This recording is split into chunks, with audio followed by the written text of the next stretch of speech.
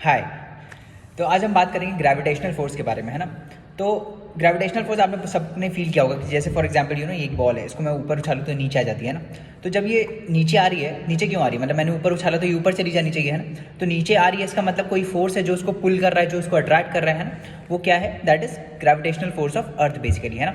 तो gravitational force एक ऐसा नॉन कॉन्टैक्ट फोर्स होता है जो चीज़ों को अपनी तरफ खींचता है बेसिकली, है ना। तो जैसे अर्थ जो है वो हर ऑब्जेक्ट को अपनी सेंटर की तरफ खींचती है अपने एक फोर्स लगा के, that is called gravitational force, है ना। अब ये जो ग्रेविटेशनल फोर्स होता है बेसिकली, ये ऐसा नहीं कि सिर्फ अर्थ की प्रॉपर्टी है ना।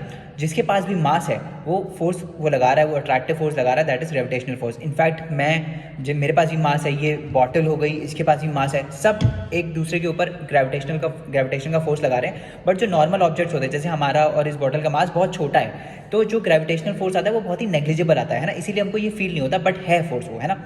ऐसे ही कंसेप्चुअल वीडियोस के लिए डिकोड आईटी चैनल को सब्सक्राइब करें। Thank you.